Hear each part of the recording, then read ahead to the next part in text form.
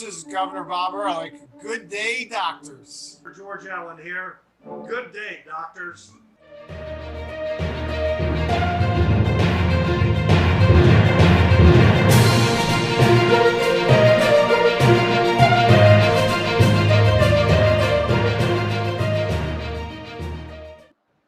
And it's Friday. We're back. The doctors are here. We are joined today by Dr. Brian Griffith, our answer to Andy Rooney. Are you going to be complaining about Baskin-Robbins having too many flavors for people to choose from?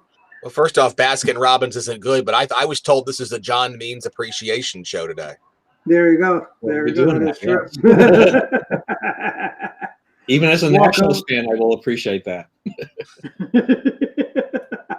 You guys have been there with Max Scherzer at that hit by pitch and, that hit by pitch when he threw his no-hitter. Yeah. And welcome, Brian. It's always good to have you on. And we're joined by Don Irvine, chairman of Exit Academia, media watchdog, knows where all the bodies are buried in Washington, alumni of the proud Northwood High School back when they had a real mascot. Was it the Indians, I believe? Yes. Yep. You were the Northwood Indians back in the days. And now the new school decides to dishonor.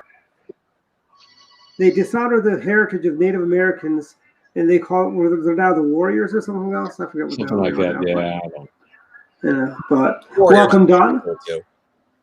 And then we're doing what's that? And we're joined by Jeffrey Thornton from Howard County, our resident moderate, voice of reason. Some people would say squish.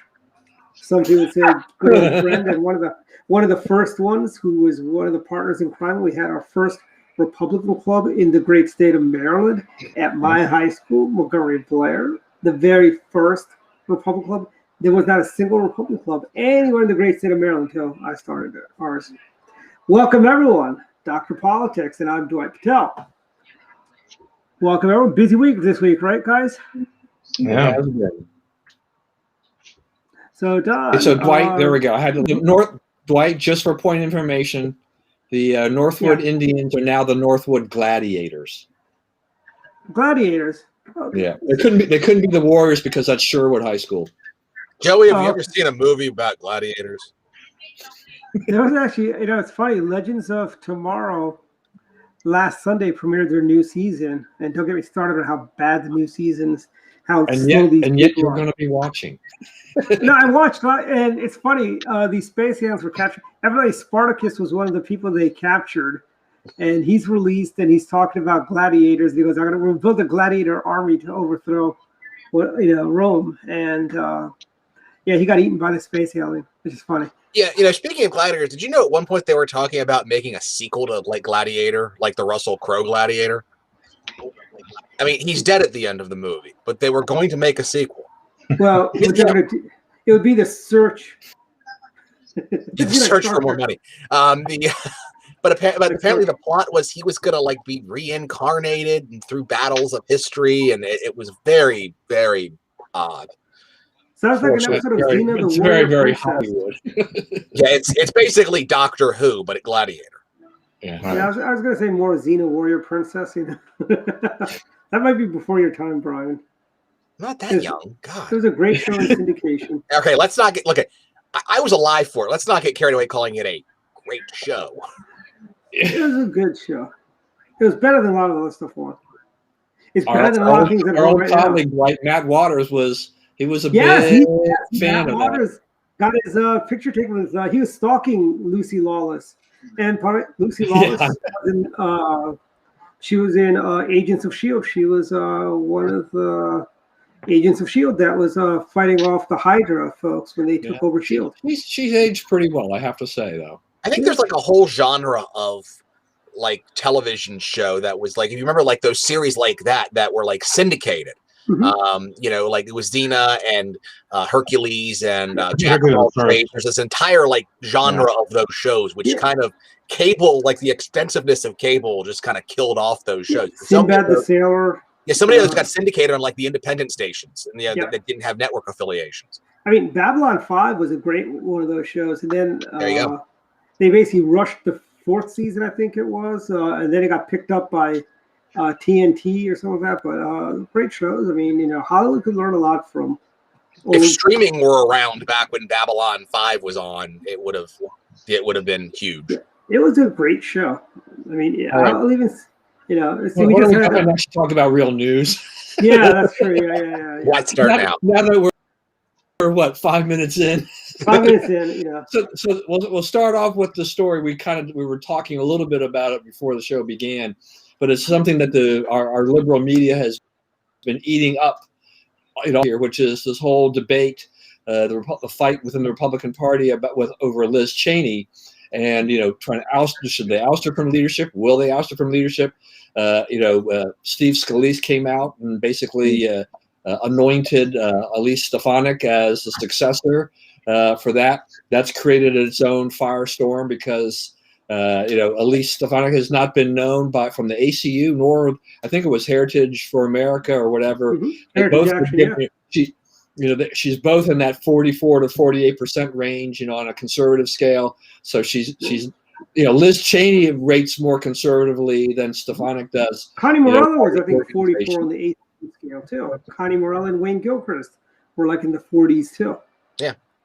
Well, this is the problem with everything right now in Washington, that nothing is about policy and nothing is about actually accomplishing anything. It's whether or not you bend the knee to Donald Trump. And that's the problem right now, is that the House GOP is adopting where a lot of the base has been recently, which is making things, making it be a cult of personality more so than anything else. Now, there is an argument to be made, and a reasonable one too, and reasonable people can disagree on this. There's an argument to be made that if Liz Cheney doesn't have the backing of the caucus, then she shouldn't be the leader. That she should not be in a position of leadership. There is an argument to be made with that. But the fact that she has lost lost the way and has lost the confidence of the caucus says a lot of things about the current House caucus, and none of them are very good. And here's the thing, Brian. Now we'll just take a little trip back in time. You're familiar with the John Birch Society, right? Yes, I am. Now, if you recall, a gentleman named Mr. Buckley called, who will be the William F. Buckley of our generation? There's not many people left. I'll tell you the truth. I mean, it's kind of, so many people who I expected to kind of be, who would be at least willing to, stand athwart, history saying stop. So many people have just either, kind of stepped aside and just let this happen, or have just willingly gone along with the train. I mean, Elise Stefanik's like that to a certain extent. She's a weather vane. She just goes whichever way's the wind blowing. She has no guiding principles. And here's the thing, Liz Cheney, okay. Liz Cheney was the darling of the conservatives for the longest time. She was going to be headlining Lincoln Day dinners, Reagan dinners all over the country prior to this. And her dad was, in my opinion, one of the best vice presidents we've ever had in recent history, excluding the gentleman from the great state of Maryland who got to be vice president. But what I think is funny is that I think I look at this as like a family squabble. Michael Steele has left the family. He's been excommunicated from the family. He ran ads against Republicans like Susan Collins, and he ran ads against Cory Gardner in Colorado. He helped the Democrats he helped them knock out Cory Gardner, and he tried to knock out Susan Collins, who is conservative right winger. I think that's my biggest issue with Steele is, look, obviously I didn't vote for Trump either. I mean, everybody knows that. I also wasn't going around cutting ads for Democrats. I wasn't, going out campaigning or voting for Democrats. And, that's the most interesting thing about Steele. And I think Steele was a very underrated RNC chair. I think that he gets a lot of I think he got a lot of grief that didn't deserve that, and that's a conversation I think for another time. Yeah, but that makes it most interesting about him deciding toning this idea of entering the Republican primary for governor is okay, but you spent all of 2020 campaigning not just against Trumpy people, but also, I mean, Susan Collins is not on Donald Trump's Christmas list by any stretch of the imagination. No, she's not. He was campaigning against her, and that Yep. I take great issue with that. And now he's dumping on Eileen Stefanik. Stefanik deserves to be dumped on. But now my point is this: Michael Steele. This is a family squabble. He's left the family. He needs to stay out of our business, quite frankly. Michael Steele was the least effective lieutenant governor we've had in a long time. He actually makes KKT look like an effective lieutenant governor. That is how bad he was when he was lieutenant governor. And then he ran for Senate. And you know something? All of his new buddies were running around throwing Oreo cookies at him at events in Prince George's County that was run by the NAACP. We all defended Michael Steele. They also were putting out blackface posters of Michael Steele. That was also done by the NAACP in Prince George's County. Michael Steele, we defended. Now you're just gone over. Now you're basically lack of a better word, you're nothing more than a political whore. Now you've just gone over, and now you're sucking up to the people that basically trashed you. How pathetic is that you cannot be your own person? You have to go and suck up to the people that was trashing you when you ran for Senate, when you ran for lieutenant governor. I believe they called you an Uncle Tom. They've called you everything in the book, and now these are your new best friends. You know, that just speaks volumes of Michael Steele's character. Frankly. Yeah, it does. It does leave a lot to question. I mean, like I said, I'm an equal opportunity offender these days. You know, I offend Republicans and Democrats pretty much equally. But I mean, it's just, there's never been a situation where I said, hey, let's go vote for the Democrat. Let's go vote for this. Let's hand the keys of the kingdom. I mean, because if Steele had been successful in that, in defeating Susan Collins, you know, Democrats would have control of the Senate right now, and the country we'd be in a very big world of hurt. Yes. All right, so Dwight, I found Neil said today, or he said with Joy Reid about this. And let me just read this quote about Elise Stefanik. So the question is, was she full of crap when she was hanging out in Bush World and Romney World, or is she full of crap now? I don't know. So either way, crap is crap, and it is the best reflection of where the GOP is right now, as they're about to knock out a principled woman for crap. And I think we need to be honest about what it is. Donald Trump brought the gold toilet into the RNC, into the party, and everyone thinks it's a pool, thinks it's in a pool. So, I mean, Brian, you probably don't really disagree with much of that, do you? I was going to say that's a pretty fair, fair assessment. I mean, it's like somebody who's talking about Liz Cheney being not being conservative enough, somebody with this low ACU score, somebody who worked for Bush, somebody who was Pawlenty's policy director when he ran for president in 2008. Nobody has confused Tim Pawlenty, good guy, but nobody has confused Pawlenty with, a right-wing bomb thrower. I mean, it's she's lying at some level, and it's either you follow the career and you follow whichever way the wind's blowing to advance your career. And don't get me wrong, she's not the only one who's done that. I mean, I'm not picking on her. It's just the fact that that we are going to replace somebody who actually drew a line in the sand and actually stood by it with somebody who just basically, was just another lemming following everybody over the January 6th cliff. But but I take issue with Michael Steele lecturing us on principles and integrity when he sold out. He basically accused the RNC of racism when he lost his re-election to be chairman of the RNC to Reince Priebus. He basically played the race card there. He's basically, I wonder if he's even pro-life anymore. I mean, he's a good Catholic boy. I'm pretty sure he's pro-life. Certainly more pro-life than Donald Trump or Elise Stefanik. But my point is, Michael Steele should not be lecturing us on principles when he was very, very, he's not the right messenger to talk about loyalty. I will definitely agree with you there. In my opinion, I could be wrong. I wasn't there, but he was not the most loyal lieutenant governor. He felt he should be the rock star when we had a fine governor and Governor Ehrlich, But I could be wrong. I was just looking from the outside in, so I could be wrong, But Michael Steele is not the wagon people would be hitching their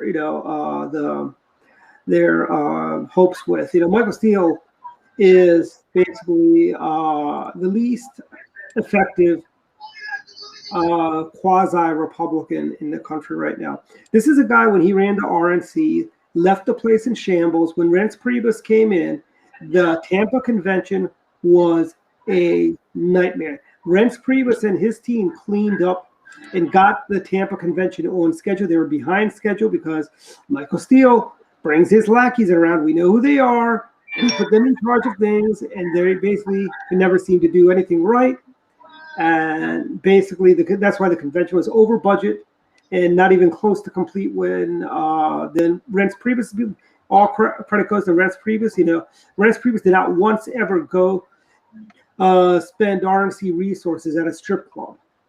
Michael Steele did that. Michael Steele, there is no reason to have an RNC meeting in Hawaii. One, it's a very costly place to do anything because it's Hawaii. You got to import everything from the mainland. Right. He's shown poor judgment. So while the rest of us are trying to suck up all the oxygen in the room here, we need to give Jeff a chance to chime in here a little bit about this, because I'm sure Jeff has some opinions about. Jeff, what I want to ask you here too is part of this thing here is that Steele has talked about a principled person in Liz Cheney. Right now, it seems that the Republicans that voted for Trump's impeachment are all being singled out under pressure from Trump, right, to be their ostracized, get them out of the party. Trump is still, pushing his influence down on the party. How that's going to work out for 2022, we'll have to wait and see. But you've been kind of more in the middle of a lot of things. You have an even-handed judgment, opinion about things. So how do you feel about all of this infighting and all the things that are going on here?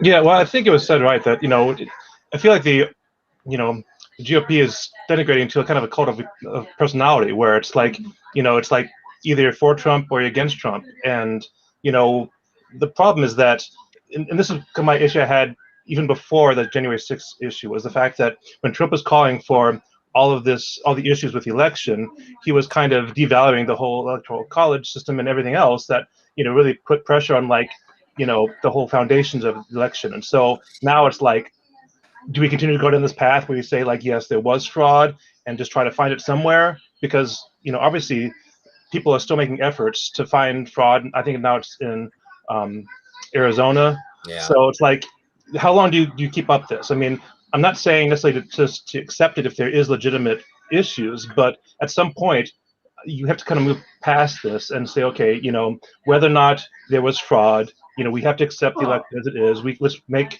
changes as appropriate, but let's not, kind of throw out the baby with the bathwater. I think Liz Cheney was a great spokeswoman. I think she held a lot of good values, and to throw her out because she's not towing the party line because it doesn't really have much basis, to me, just seems ill-founded.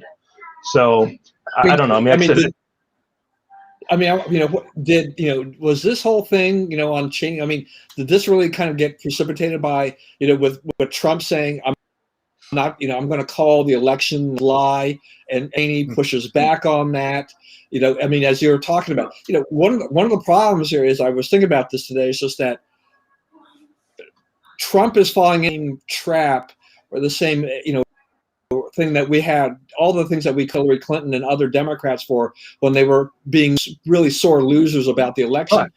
Time has gone on. Biden is the president. Okay, you make it, but he's the president. He's elected. It's done. It's over. The Arizona audit is not really is a waste of time and money.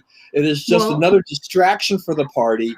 Move on. We have other things we can do. We can fight the Democrats on a lot of other fronts. We do not have to fight this. If you want to win the election in 2022 and 2024, you have got to put this behind you. And I think this is a big mistake on the part of Trump to keep pushing this, big lie, fraudulent election type of thing. This is not good for the party.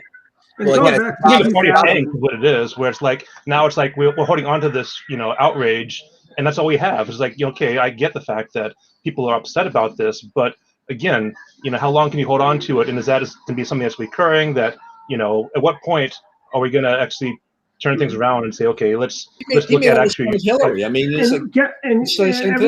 get ready.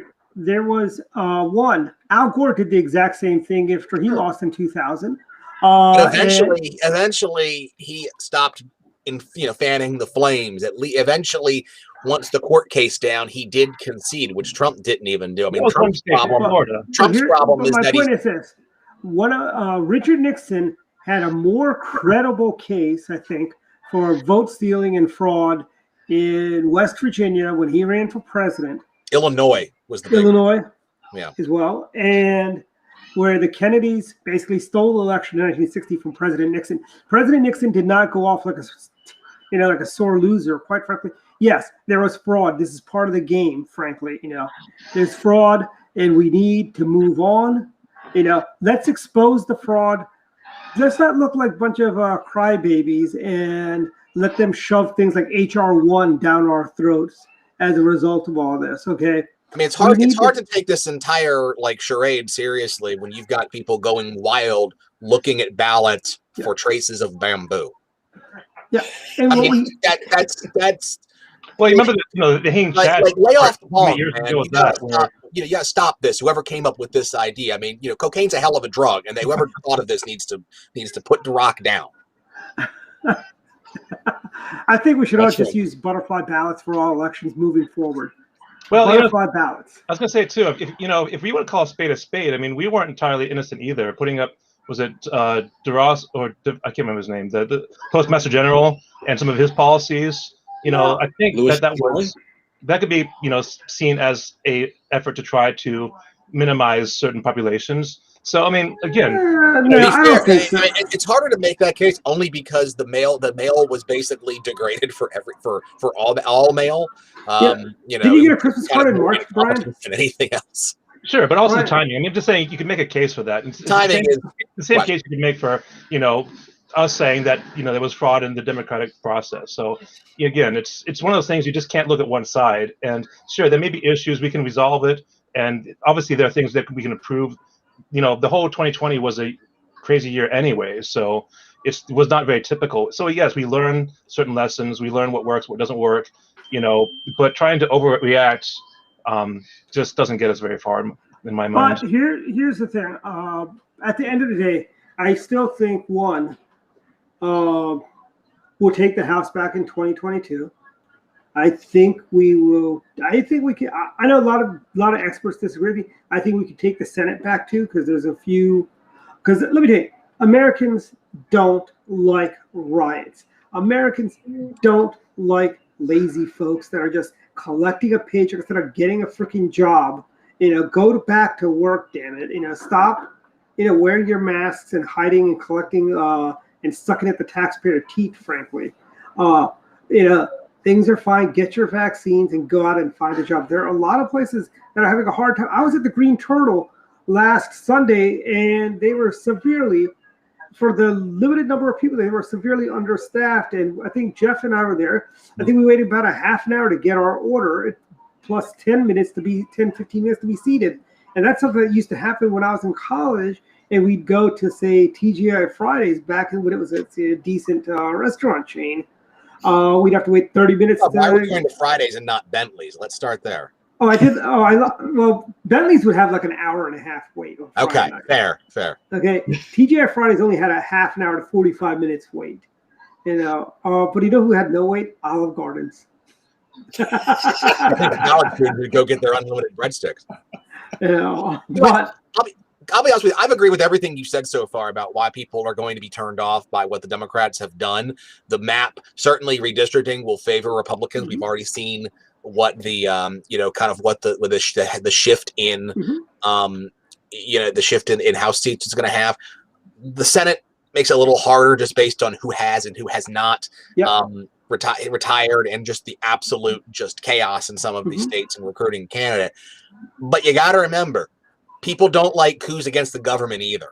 And I think that that's going to have a much longer tail in the mind of voters. I'm not even sure that you can even poll that, honestly. I mean, I think that if it comes down to brass tacks, it's like, do you really want to hand the keys to the people who were pushing this stuff? That's gonna be a harder sell in the House. I mean, especially if people perceive Kevin McCarthy as the new speaker, and McCarthy is not exactly the greatest example of a leader Republicans could ever pick. Well, he is kind of viewed as a martyr right now because, frankly, we've had He was shot by a Democrat extremist, frankly, at the congressional baseball game practice. About Scalise? That was Scalise. Yeah, that was Scalise, not McCarthy. My bad. Now Scalise could wind up the speaker in all of this. You know, I mean, I think that he'll get. I think if the Republicans do win, I mean, I know we're way out here, but if Republicans do win the House, I think that McCarthy will get thrown overboard just like Bob Michael did back in 1995. I mean, I think that he's never going to be the speaker at this point.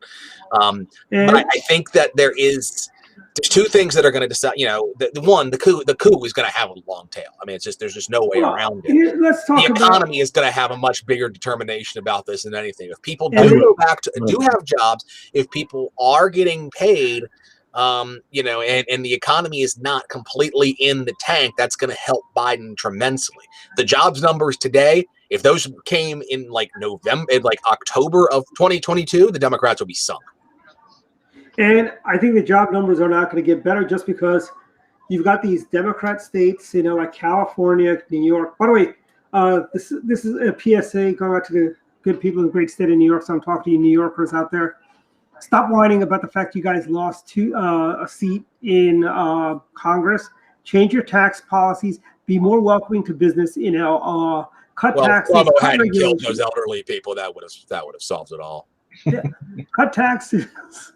But seriously, I mean, 443 New Yorkers died in nursing homes in March of 2020 last year. The official date is April 1st, is when they take the census. That's the official date.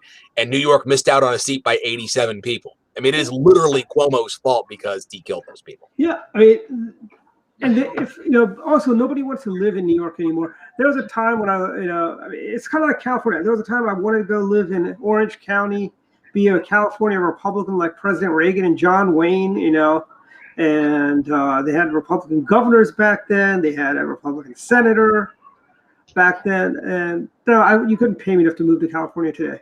You couldn't pay me enough to move to California because it's hot all year. I don't, depending on where you are. When I was younger, the cold didn't bother me, and actually, after I lost like over 150 pounds, 200 pounds. Yeah, it's amazing how that changes things, doesn't it? I tell you, the cold cuts right to my bones. I feel like I'm like a 70-year-old person. I just put the weight back on after I lost. But you know, I mean, to like Brian's point, I mean, here's the thing: if we do look at 2022 for House and Senate, I mean, I think, you know, we do, because of redistricting, because of just other things that are happening, I think the Republicans are in very good shape. You know, the Democrats have got a very slim majority right now in the House, so that's definitely at risk. The Senate is a much tougher thing to really predict, partially because my fear is Republicans will do what they tend to do, is that they will not find good candidates. You know, I'm still shivering, you know, and shaking about Sharon Angle and Christine O'Donnell and these type of things. You know, people that we had out there when seats we should have won that we lost solely on the basis of lousy candients. You know, Martha McSally was not a very good candidate in Georgia. By the way, I just put up the map of what we have, the elections we have coming up in 2022. Yeah, you know, and so, you know, it's not gonna be a piece of cake, but you know, we have, you know, Warnock has got to run again. Is Kelly Loeffler the person that needs to run against Warnock, or can they find somebody stronger? You know, because she kind of shifted how she ran her campaign. Is she going to, you know, exactly where does she stand on anything? I'm really not sure. If I recall correctly, I believe that is it Perdue is going to run again? Is it David Perdue is running again? The last thing I saw is that he said he wasn't, but you know, they can change their mind. Yeah. Well, Charles Lawler's down there. Maybe he can become a Republican again. By the way, this is our path to taking back. We take Georgia, Arizona, and as we flip Arizona, we flip Nevada. I think that's a very ambitious plan. But then remember, you got weird. You know, Toomey's not running for re-election. Yeah. So you have to find an actual body who can win in Pennsylvania. the way they changed the election system in Alaska, where now you've got a top 4 primary and it's ranked choice voting. I mean, Alaska is just it's a crapshoot now. I mean, I can't tell you what's going to happen, because you've got Murkowski's getting challenged from the right. There's going to be a Democrat running. Who knows who else is going to wind up on the ballot? I mean, Alaska's a weird state to predict. I mean, I don't think Murkowski's a safe bet, in the least. But I think Don's right, though. It depends on the caliber of candidate. If a Christine O'Donnell clone runs in some of these states, it's not going to matter.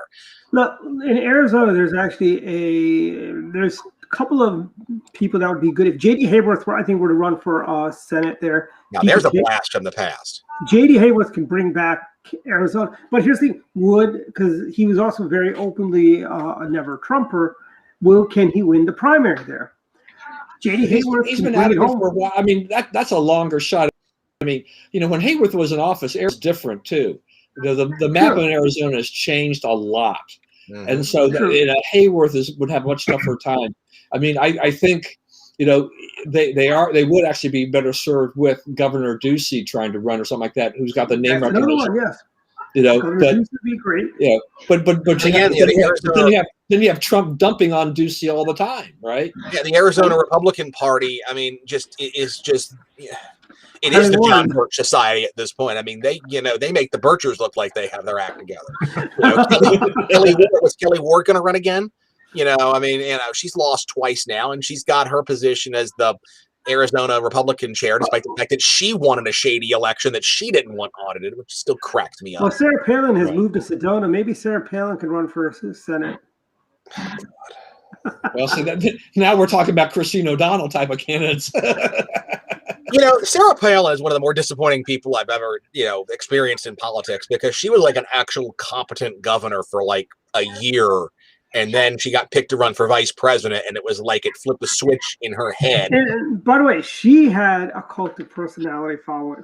Oh, yes, she did. Oh, yes, she did. And I mean, he could have. I mean, John McClane, could have picked anybody. I mean, I think you could have argued that picking Palin lost him the election. No, John McClane lost. I knew we were going to win. When John McClane became the nominee, I knew it was over, frankly, for us, because he was not going to fight. And even if he got elected, we still would have been saddled with it would have been McCain care instead of Obamacare, because this is the guy that gave us campaign finance reform. This is the same guy that was one of the Keating Five. Him and his Democrat buddies couldn't follow the rules. So what do they want to? What's his solution for law breaking? Oh, we need to make a law that prevents me from breaking the law. I mean, that's not how it works, Senator McClane. I'm sorry. You were one of the Keating Five. Let's go ahead and move on here. We've gone about half the show here. I wanted to ask the group here about the ruling from the Facebook Oversight Board on Donald Trump's ban on Facebook. So they kind of, I don't know, maybe it was kind of a 50-50 decision in a sense. I mean, it's really been punted back to Facebook to make a decision. They upheld it on the one hand, but they also said that Facebook kind of violated their own rules in terms of the length. So to put something on that. But, in the meantime, Trump has launched his From the Desk of Donald Trump, platform. And then we have Mike Lindell, the MyPiss Frank speech platform and everything like this. But, look, I mean, even as a Republican, I've kind of enjoyed some of the quiet of not having to listen to Donald Trump all the time. My life is a lot better, a little more sane in a lot of ways, because I'm not worrying about what the next thing Donald Trump's going to say. And I don't think From the Desk of Donald Trump is going to be, it's all that effective. I mean, it's just his platform. No one can comment on it. It's just what he says. My argument all the time was, they don't have a right to be on Twitter. They don't have a legal right to be on Facebook or any of these places. And I said, if you want your own platform, go do it. And to Trump's credit, to Lindell's credit, they went and did it. Does anybody care about, what the Donald Trump thing is? Maybe a little bit. The Lindell thing, I still think it's funny that he complains about how he, like many people complaining about this, he complains about being silenced and complains about big tech, despite the fact he's So it's just kind of a matter of like, good for them. I mean, I have no problem with them starting their own thing. It does not matter to me. It amuses me that Lindell's deal, Frank, has a more restrictive speech policies than Twitter does. That backs me up. But good for them. Good for them. They put their money where their mouth is. And here's another thing, Brian. I'll tell you this. One of the things that Facebook really does need is real prison reform. They talk about real prison reform outside, but what about Facebook's prison policy? They've just sentenced President Trump without, on a first-time offense, they've put him in life without Facebook. Show me in the Constitution where you have a right to Facebook. You don't have a right. But here's the thing. You don't have a right to Facebook. But my point is, I'm kind of being a little sarcastic how Facebook likes to lecture us on prison reform. Let's let violent criminals. I mean, Facebook is running ads where illegal aliens can, kind of ads on, hey, you want to come to America? Give us $9,500 and we will escort you to America, to the city of your choosing. San Antonio evidently is the most expensive place to get to from the cartels and the mules, so to speak. And no one expected Facebook to be perfect on that, though. I mean, it's a huge platform, extremely difficult to police. I mean, they get complaints left and right all the time about things that are being said and done on there. There was an interesting article in the Wall Street Journal the other day, though, that the murkiness of Facebook's policies when it comes to putting you and suspending your account. People say things on there that they're making a comment about something that's fairly innocuous, and the next thing they know is that they're suspended for 5 days, 7 days. One of the things in there is that some guy, he got notification he was being suspended for like a day. So then he hit the button to complain, and Facebook extended the ban to 30 days without any reason. And there's nobody to contact. So I mean, there's issues, but those Facebook, Twitter, they're private companies. They can do whatever they want. I mean, exactly. And there's all this sturm and drang about, but they're violating our First Amendment rights. It's like, they're a private company. This is they want to do. It's just you don't like it, go somewhere else. As you said, if they don't like it, form your own platform, right? Set it up yourself. That's the thing. It's like the same people, the same people complaining about the size of government want the government to come in and regulate Facebook.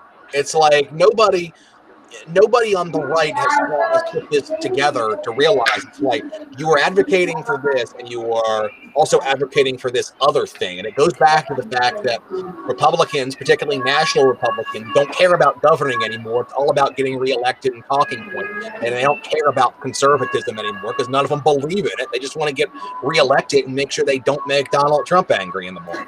See, back in the days, I was paid very well, man, by Microsoft Corporation. Why? Because the left was trying to break up Microsoft, and I could be wrong on this, but I don't think I am. I don't think Standard Oil ever should have been broken up. I don't think AT&T should have been broken up. I don't think there was anything wrong with. There's nothing really wrong with having a really good product. My point was Microsoft was the best mousetrap out there. You build a better mousetrap, people will come and replace Microsoft with your operating system. Exactly. My point is kind of like Facebook. Do you guys remember when Friendster got started, or Live Journal, or what was the other I was one? never on them, but I know of them. Yeah. What was the other one? That was MySpace. Yeah, MySpace. Yeah, that's the one. Now it's making a comeback. A lot of the musical are using it, that I've got little garage bands and stuff like that. But my point is this: build a better Facebook, and people will come to your platform, and then you can do whatever you want to do there, because that is your own universe. You get to be God in that universe. Just like in Facebook, Mark Zuckerberg, for all intents, is God, and it's thou Zuckerberg says, and Zuckerberg could say, I don't like your picture that you have on Facebook, so you're banned.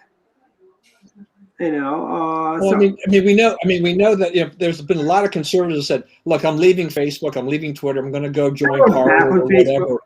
but it doesn't really work because, one thing is that you go into Parler and you're just in this of your people with the same view. I mean, the one of the beauties of Facebook and Twitter and things like that is even if you consider them to be kind of a cesspool, is that you will get some right-left debate and things like that. It can be somewhat engaging at times, and you will get some feedback from some stuff, right?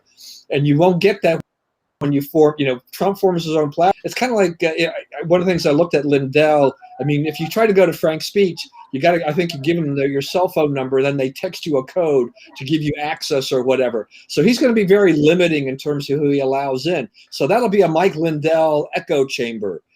I don't need that, at all. I mean, I like having a few people, some of my liberal friends, weigh in on posts and things like that. I don't necessarily have to agree with them, but we can have a reasonable debate. There's nothing wrong with that. It's all the sameness that just kind of drives me crazy. All right, look, Jeff's been quiet again because we continue to suck up all the oxygen in the room. Jeff, some comments. Right. So, I mean, you bring up a lot of good points, and to your point, Ryan, yeah, these are private corporations. If you want to, you can't have both ways. You can't have them publicly regulated and still be a private entity. So we kind of made our bed with the FCC as far as how we regulate these companies. We want to say that the internet is, a free public medium like utility and treat it as such. Then, in theory, you could have some regulation from the FCC saying that, we allow certain types of speech, we disallow certain types of speech from a government standpoint. You can have it if you really want that, but you have to create the foundation for it. You just can't say we're gonna, let the internet be, however people want it to be, and then start to say these companies, have to have regulation if will get banned because, like you said, these are private companies. I think that sometimes it's certainly unfair, but that's like saying, life is unfair. It's like if it kind of forces people to reinvent certain technologies and certain things to. If the injustice reaches to a certain point, it motivates people to create something better. And unfortunately, there really isn't anything better right now than Facebook. And you can argue that Facebook is leftist. You can argue that they have policies which are not even-handed. But it also is a company that deals with millions, if not billions, of individuals, multiple languages. It is just difficult. And if you don't believe it's going to be a free-for-all, then it becomes more of a cesspool. So there's got to be some self-regulation. Otherwise, it just becomes out of control. But again, there are technologies and there are people that can compete with this. The thing that I would say is that the government should help incentivize certain types of innovation, like to your point of like breaking up, Ma Bell or Big Oil, those kind of things. The point was to try to allow smaller companies to take a foothold. Now, it so happens that companies that succeed tend to go up with the smaller companies. That's just the way it is. But you kind of divide, and it kind of reconstitutes again. Divide, reconstitute. It's a way of like forcing companies to kind of reinvent themselves. Take a company like Apple. Apple's a huge company. They've got a lot of different markets. They've got the music, they've got the iPhones, they've got the laptop. They've got these different products. It could be argued that Apple is too large a company for what they do because they own majority of the phones, they own the majority of the music. At what point do they become a monopoly?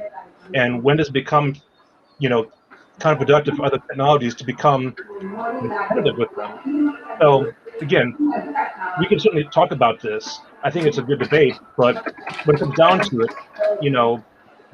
you've got to let private companies be private companies and let them kind of figure out the works. And if there are things that you want to draw a line to the sand, saying, at this point it's affecting consumers or rights, whatever, that's fine. But make those clear, bright line distinctions so there's no ambiguity of like, where it is that companies need to fall in line to. I mean, again, I would argue too that the fact that companies like Apple can claim tax shelters overseas and pay basically nothing to the federal government, that's an issue that needs to be resolved. But we let that happen. So. But here's I can tell you that the way not to do it is what Ron DeSantis is doing down in Florida, where he signed that bill of regulating who can and can't be kicked off of kicked off the social media sites, based on who's a candidate in Florida. That is not going to cut it. That is a violation of the Interstate Commerce Clause, and it creates all sorts of other unconstitutional avenues. I understand, look, I get it. States are the laboratory of democracy, as they should be, but you can't fix this problem at the state level. I mean, if you want to have that conversation needs to be federalized in federal policy, because we're talking about things that do cross state lines. I mean, you can't have Florida start regulating a social media company that is based in California that has no physical assets in the state of Florida and start fining them for what they're not doing on their server in California. That just doesn't work that way. And that is the same reason why I think we shouldn't have to pay taxes. We buy stuff from Amazon, frankly, or we buy stuff from, we got to pay sales tax when we buy something for something. I mean, Amazon has their warehouse here in Baltimore, but if they didn't have a warehouse here, they have no nexus. There's no reason for us to pay sales tax. But you always supposed to self-report that anyway, just nobody ever did. What's that? Right, you're supposed to legally self-report on your those tax things. return. Who Who does that, Jeff? The IRS gets enough of my money, frankly. They don't need any more. And the state of Maryland gets enough of my money. All right, let's just talk. Spend a couple minutes here talking about our wonderful press secretary for the P. So she was on David Axelrod's Axe Files podcast, and one of the interesting things that she said was that she basically has told President Biden to don't take questions from the press. They want a controlled atmosphere. They want Biden to stay controlled. Read off the teleprompter, kind of stick to this, and that way they avoid the gas, because he stumbled a little bit this week. He was speaking to a community college crowd in Portsmouth, Virginia, and he said that no one who earns under $400,000 will pay a single penny in income tax. That was not. Really going to do that? I'm all on board for that. It's like whatever that level is. I'm more than covered by that if that's the case. He referred, as he was talking to the press on Tuesday, he referred to the CDC as a CCD, which Catholics know from old Catholics from Sunday school, right? Kind of a thing. He also said, for the vaccine site, go to vaccines.gum. He had a few problems talking to the press. Jen Psaki says that he loves to talk to the press, but they realize she would not admit to Axelrod that there's a problem.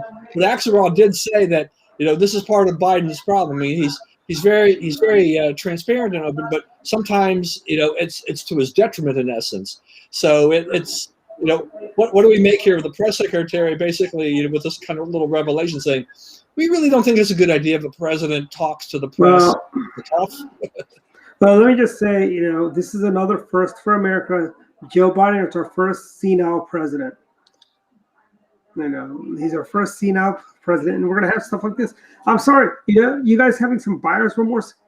There was like a whole bunch of other Democrats you guys could have voted for in the primary to push them through, but you guys rigged the system so that Sleepy Joe would be your nominee. I'll tell you this: I can name 4 press secretaries under the Trump administration who wish President Trump didn't take so many questions.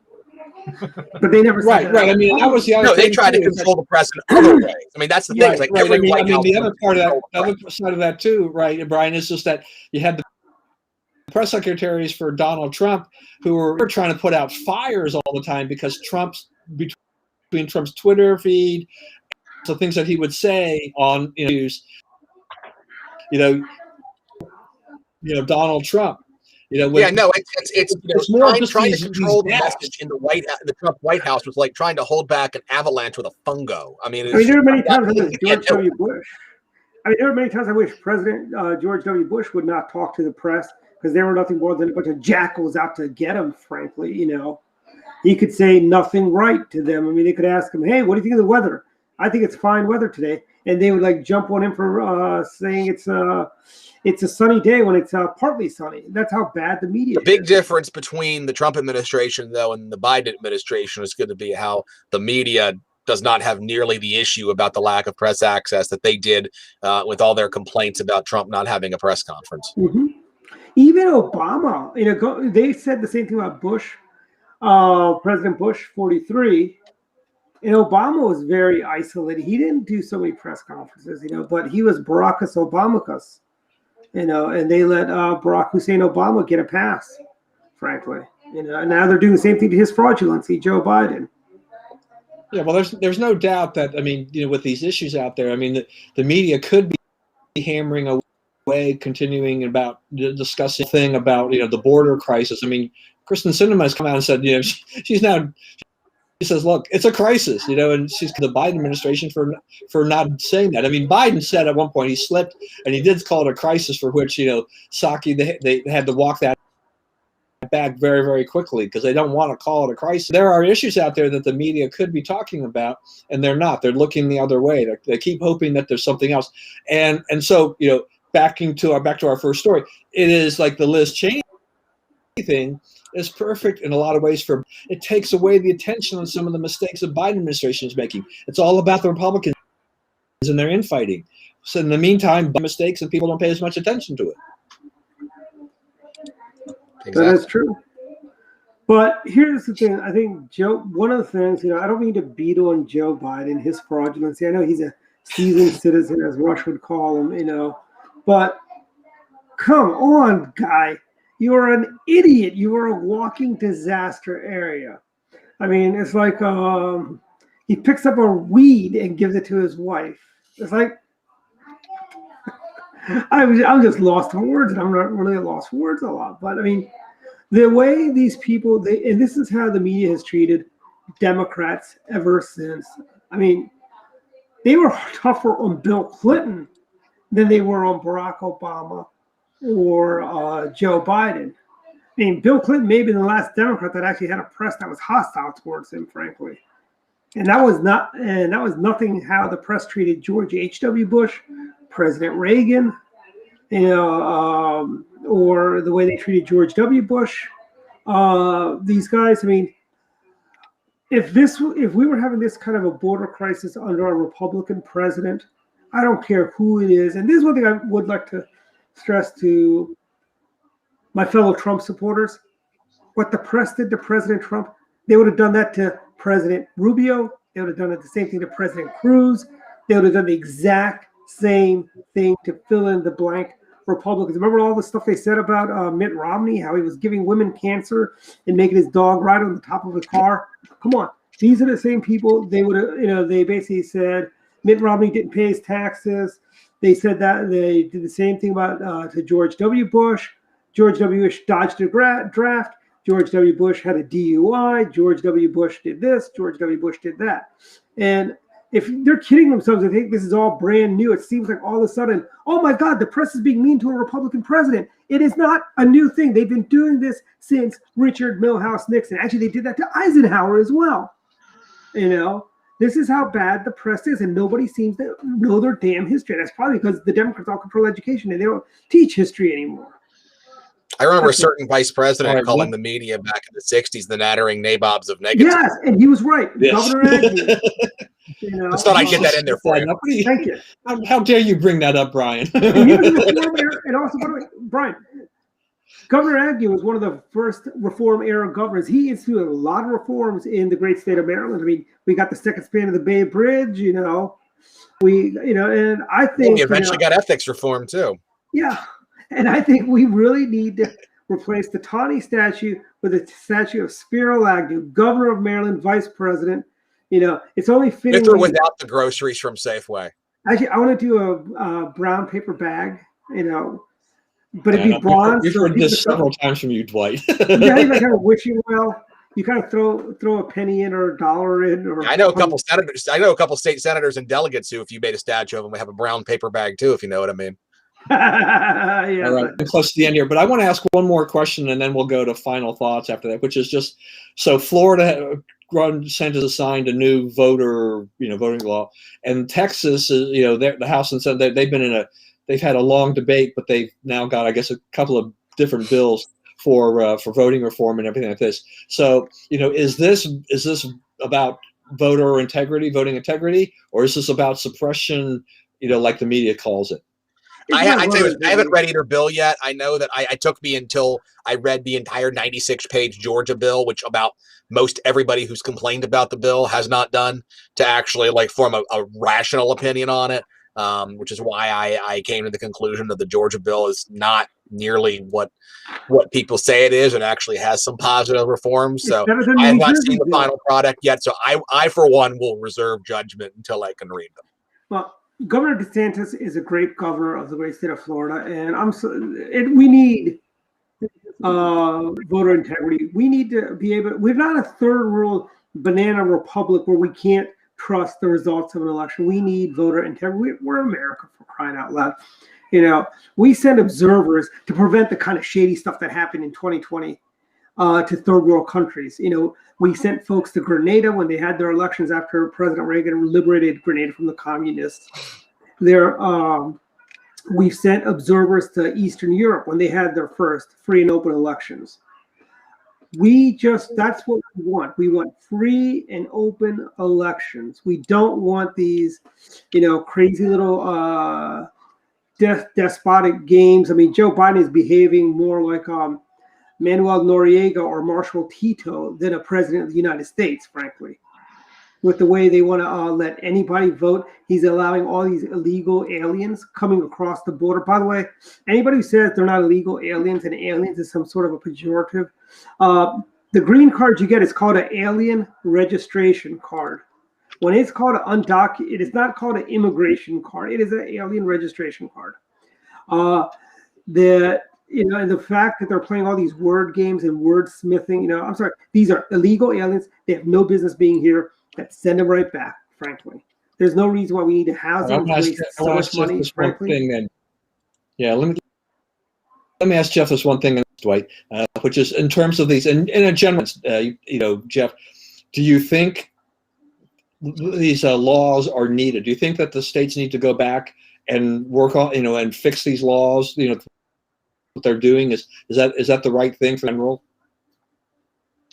I think that they're trying to cater to the base that thinks that there may be some unfairness. So revisiting the voter laws, I think, is good. It certainly can be an appropriate thing. I don't think anyone is pretending that we're going to allow illegals to vote. And I think if that was a general concern, that would have been discovered, legitimately, because that is not. I mean, just like saying, prisoners. We have systems in place to ensure that people cannot vote. Where I went to lunch today in Tacoma Park, but I felt very uncomfortable when I was at lunch in Tacoma Park today. I thought I was going to get some disease or whatnot. There were so many liberals around me. But anyways, Tacoma Park lets illegal aliens vote, Jeff. Illegals are allowed to vote there in the city of College Park. Illegals are the local election. But here's the thing. Once you're on the voter rolls for these local things, you're on the voter rolls for the general elections too. What stops them from going and these people that came to this country without proper papers and the right way, I don't think that's going to, the fact that they're not allowed to vote is not going to stop them from going to vote. Well, again, I think if that was a legitimate concern, that would have been uncovered pretty quickly, because, again, no one is saying that that's allowed. And if that was actually happening on a widespread basis, then I think, yes, we'd have definite call to reform bills. Now, as it is, I mean, I kind of see it like this. Everyone says, okay, we have a Second Amendment right to own any kind of gun we want, and that, that is our, that's our right as citizens. And we also have a right to vote as citizens. But then we start putting these laws that says, okay, you need to have these kind of identifications, you need to have this in place to vote. Again, you can't have it really both ways, in my opinion, because it's either free and open or it's not. The more restrictions you put on it, the more it's encumbering certain classes of people. And this is how I feel, is that if you want to have an open and fair election, that's fine, but allow both sides of the people to vote equally. Allow extended voting hours, allow work. I know we've talked about this before, but again, when I was in Michigan, I was working, I was still brand new. I couldn't take off to vote. I just couldn't, because I was in a part of the industry which was consumer based, so I couldn't take off enough time to actually vote. Now, in theory, I could have, but in practice, it just wasn't possible. So again, allowing extended hours, allowing these kind of things, I think is helpful. And if you want to show show some sort of ID, I think that's reasonable. I don't think that has to be like a driver's license, but if you have some sort of ID, I think that's a reasonable accommodation. But then if people, don't have an ID, help them get an ID that would show their identification prior to the election. So again, I think if people are being honest about it and really want people to be registered properly, we can do that. It's just we have to be, I think, sincere about our real motives behind it. And one of these complications is when you start talking about ID and what types of ID should and should not be issued, comes into whether or not you've got same-day voter registration or not. Like this comes up frequently in Texas where they have the voter ID laws, because the people complain about how you can use a Texas concealed carry permit as identification to vote, but you can't use a Texas University ID to vote. Well, yeah, because the Texas, the concealed carry permit ties into a database that proves that you are a resident of Texas, whereas, anybody, there's 50,000 students at the University of Texas from all across the country. Not all of them are Texas residents. That's where this starts to get more. That's where I think the voter ID issue is as big a deal. I think it's a bigger deal for states that have same-day registration, like Maryland, than states that don't. Because if you're registering the same day, saying that you're a resident of Maryland, you should be able to provide some sort of proof that you are a resident of Maryland before getting to cast a provisional ballot. Well, let me just say I agree with that, but you may not have your Maryland, driver's license. Like I was, a resident of Maryland for months before I got my license. So again, I had, proof that I was a resident. I had, bills, I had utilities, I had other identifications that showed I was a resident, and I had a voter registration for Maryland. I just didn't have a Maryland driver's license. So if that was required, I couldn't have voted at that point. I just want to say how racist the system is right now. When you go to get your COVID vaccine, you got to show ID. How dare they? You can't get the vaccine without an ID. Is it so racist? I can't pull money out of my own bank account without showing an ID if I actually go in. People go into banks still? I do. I actually like going in there. I like going inside. My bank doesn't even have a branch. See, I like going to banks. The internet for, man. Back in the old days, the banks used to. Now, I don't like going in because the pens they have are not as nice as they used to be. Okay, we'll all get off your lawn, Dwight. We get it. No, I like pens. I've got. That's why you go stay at a hotel and take them from there. That's what I don't. Those hotel pens are crappy. Oh no, sir, no, sir. The Sheraton's got nice pens now. Do they? Okay, because it's been a while since I've stayed at a Sheraton. Yeah. I'll have to check them out. Maybe next time I go to Florida. Yeah, if you don't walk out of your hotel room with a pen, you're doing it wrong. Well, the pens I see at the Marriotts and the DoubleTree are those cheap ballpoint pens that I don't even want to touch. Oh, it's better. A cheap ballpoint pen from a Marriott is better than having no pen at all. This is my favorite pen. They don't make it anymore. It's a Pentel pen. Yeah. It's a clicking pen. They're not making it, and I'm so disappointed because this is like my all-time favorite pen of all, and it's just like they've stopped making it. I got like 9 of these somewhere in my house. See, is that a Sheraton They're amazing. Pen? Is that a Sheraton pen? It's a Sheraton pen. See, this is one. I don't even like staying at Sheraton. This is one of my favorite pens. It's a felt tip pen. They don't even make it's so hard to find. This is another one of my favorite pens. Pilot, very nice, and those are nice pens. This is what I write with. This is another really nice pen, a red pen. When did we go from politics to pens? I don't know how this piece of junk got here, but there's like where's your fountain pen, Dwight? I know. I ain't got time for that. I actually don't like fountain pens. But I do. But this is my calligraphy pen.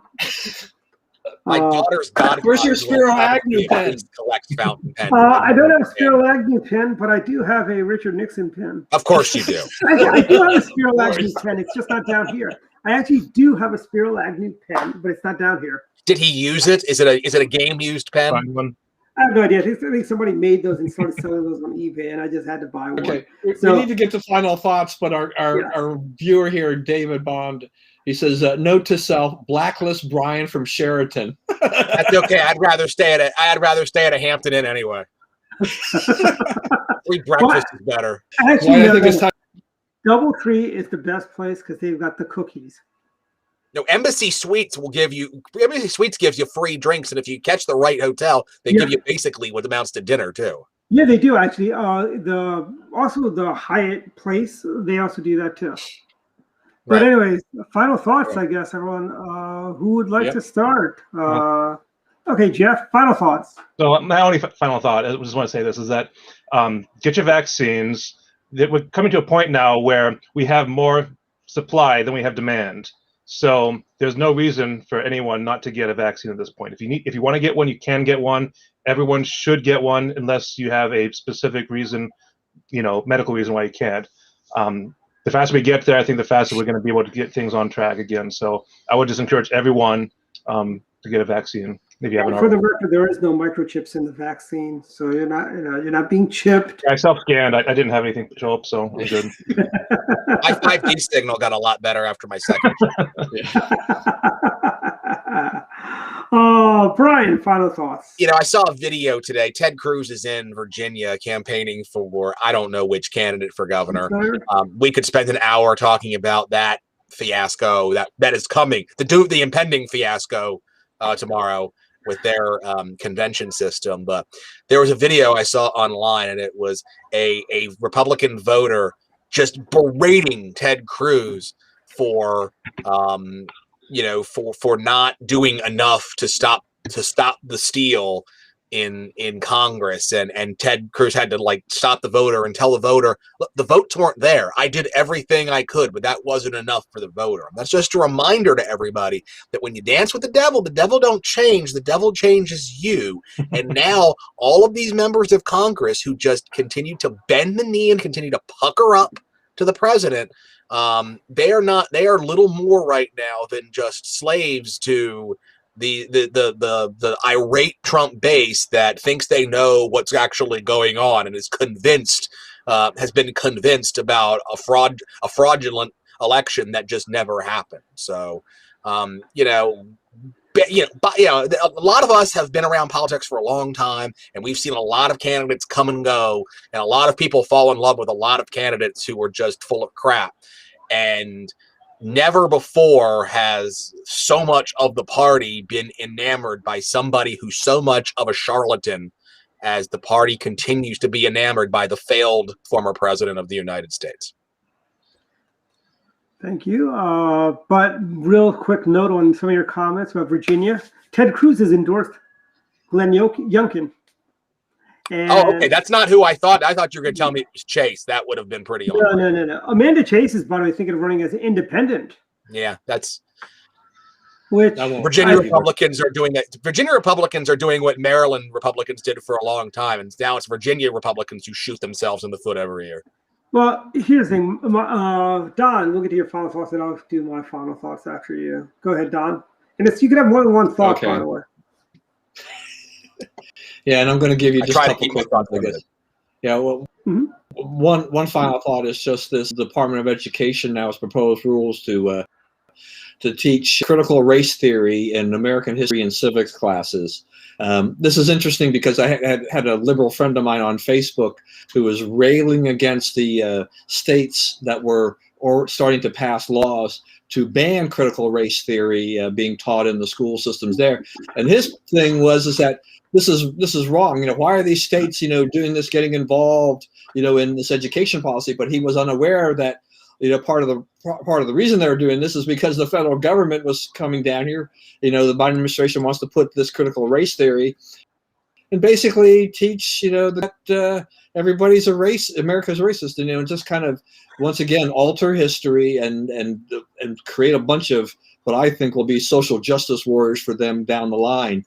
So I don't think we're going to be able to stop it in the sense of the rules that are proposed, but I think that the state legislators in the conservative states will probably try to put a kibosh on that, and then see if there's a fight that ensues after that. And then my other thought really is just that it's Mother's Day on Sunday. So I want to shout out to all the mothers, whether or not it's our own mothers, wives, any significant woman in our lives. My mother she passed away 4 years ago last month, but I still, but my mother, she was a great woman, survived the atomic bomb, lived to 97. So that in and of itself was a great thing. And, but to my daughter, who's a mother of 5. So there are a lot of great women out there. So it's a good chance to remember and honor our wives, mothers, all the women out there for the tremendous job that they do. You're here. Yep, here. Those are mothers who are women, not people, not humans who give birth.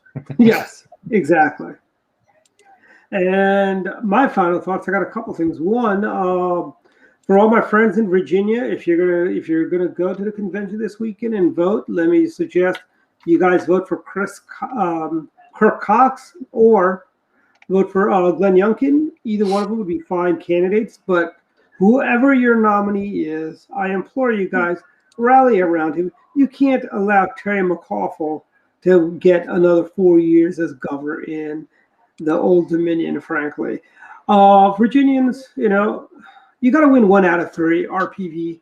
You got to win 1 out of 3 to be a viable. I mean, I know it's tough. I mean, it's funny coming from somebody from Maryland where we've never gotten more than 1 out of 3, and we've only had 1 out of 3 twice in the last 20 years.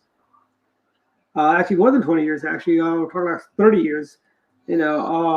But you guys in Virginia, you guys are a little bit better than we are. You guys actually have still more. Well, they used to be. That is true. That is true. That is true. But you got to just win 1 out of 3. My other final thought is this one. The Montgomery County Republican Club has started doing their first in-person events since last summer when Mark Elrick said we can't do in-person events anymore. We had our Pizza and Politics with Delegate Reed Novotny. How are you doing, Reed? Reed was on the show last Friday, by the way. That's funny. I wasn't here. And my view is this. We had a great turnout yesterday. Come on out. Next month, we've got Barry Glassman as our speaker for First Thursday. And if you go to MontgomeryCountyRepublicanClub.com, you can learn all about it. And we are capping the number of folks at 25 who come to the Glassman event. It is if you join the club, you can come for free, if you're a member, it's $15. Otherwise, it's $20 if you're not a member. And come on down, meet Barry Glassman, the next comptroller of the great state of Maryland, and also sign up to join the Montgomery County Republican Club. We do a weekly newsletter. That's great. It basically has a lot of hard-hitting facts. We have Governor Ehrlich writing commentaries for us on various topics and a number of other notable folks. And catch Direct Line on Wednesday nights and binge watch on YouTube. That is my final thoughts. And Brian, real quick, when we started the show, you mentioned Baskin Robbins is not your favorite ice cream. What's your ice cream place of choice? Brian? The Daily Scoop in Pasadena, our local ice cream shop, has just the best. How many flavors do they have? They a lot. And then, of course, they cycle through them too. So they probably have at least 30 flavors at a time, and it's all handmade there. There are so many ice cream shops out there that are doing it right. Handmade ice cream. They're, just whether they're in Maryland, I can think of Orange Octopus down in Siesta Key in Florida. That is really a good place. There's another one in St. Augustine, which is really good. Don't get me wrong. Thank you, David, for mentioning the Westminster election on Tuesday. Republican candidate Dennis Dillon and the Democrats up there. I wrote about this on the Duck Pin. Democrats up there are really put off by the fact that Republicans from across Maryland are actually coming in. They're mad that the Republican actually has support, and because the Democrats have written off rural Maryland, that they don't care about places like Westminster. So if you've got some time over the weekend and you can make it up to Westminster, go and do it. I know the YRs were up there last weekend, so go do that. But to kind of circle back to ice cream, and also Puffman's Ice Cream in Westminster, another great local ice cream shop. That's a reason to go this week and go help out Dennis Dillon and have Puffman's Ice Cream, right? Yeah, local ice cream is much better. I mean, locally produced, small business ice cream is better than mass-produced ice cream. And I say that as somebody who is an expert on ice cream, as you can tell. Are you really? I consider myself an ice cream connoisseur as well, by the way. What's your best cake to ice cream? And I've got a cake waiting for me as soon as we get off the air. Do you like those foo-foo cakes or the traditional birthday cake type cakes? I prefer my cake to have chocolate and a lot of it.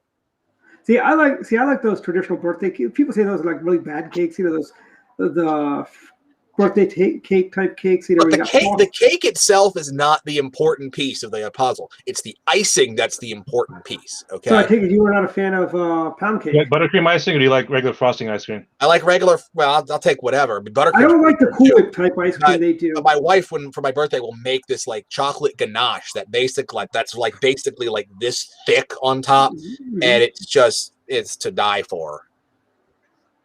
Yeah, sounds good. But I would say the best store-bought ice cream is Breyers, by the way. I like Breyers. I don't think so. I think it's Turkey Hill. No, see, I like Breyers better than Turkey Hill. Breyers has a more variety of flavors. Turkey Hill has a number of flavors. A lot of them. They don't have Oreo. They don't have. I have a cookies and cream Turkey Hill in my freezer right now.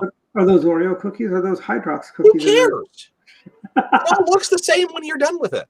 I guess, but back to 31 flavors. Back when I was a kid, this is one thing that really drives me nuts. When you have places like 31 flavors, in the old days they used to have all 31 flavors you could pick from. Now you don't even get like 6 or 8 flavors. It's like, I'm sorry, what? Then don't call yourselves 31 flavors anymore. Look, the only time I cared about Baskin Robbins is back when they had the football and baseball helmets that you could get your ice cream in. Yeah, that was kind of cool. That was back in the days. That's like that was like I was like 8 or 9 or something like that. I knowing how much of a pack rat I am, I probably still have them. That's good. From one pack rat to another, you know, there's nothing wrong with holding. That's why the green screen's up, man. Yeah, so you don't see the rest of my office.